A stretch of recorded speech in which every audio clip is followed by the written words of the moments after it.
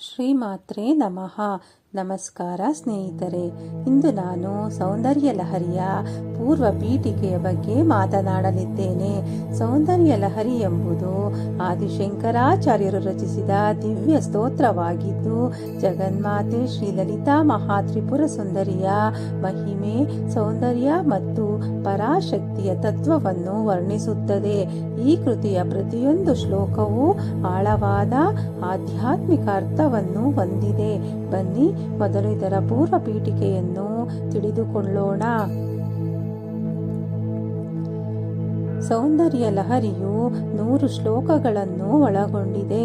ಈ ಕೃತಿಯಲ್ಲಿ ದೇವಿ ಆದಿ ಪರಾಶಕ್ತಿಯ ಮಹಿಮೆ, ಸೌಂದರ್ಯ, ಕರುಣೆ ಮತ್ತು ದೈವಿಕ ಶಕ್ತಿಯನ್ನು ಅದ್ಭುತವಾಗಿ ವರ್ಣಿಸಲಾಗಿದೆ.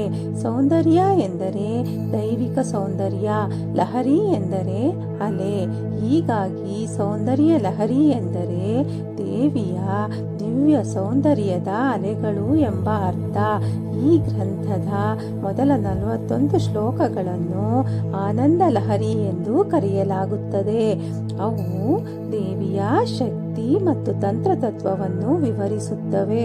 ಉಳಿದ ಶ್ಲೋಕಗಳು ದೇವಿಯ ರೂಪ, ಸೌಂದರ್ಯ ಮತ್ತು ಕೃಪೆಯನ್ನು ವರ್ಣಿಸುತ್ತವೆ.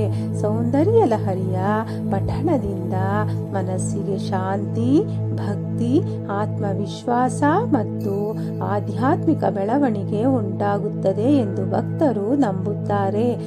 ಜಗತ್ತಿನ ಮೂಲ ಶಕ್ತಿಯಾದ ಆದಿಪರಾಶಕ್ತಿಯ ಮಹಿಮೆಯನ್ನು ಅರಿಯುವ ದಿವ್ಯ ಮಾರ್ಗವೇ ಸೌಂದರ್ಯ ಲಹರಿ. ಧನ್ಯವಾದಗಳು. ಇಷ್ಟ ಆದರೆ ಲೈಕ್ ಮಾಡಿ, ಶೇರ್ ಮಾಡಿ, ಸಬ್ಸ್ಕ್ರೈಬ್ ಮಾಡಿ. Thank you.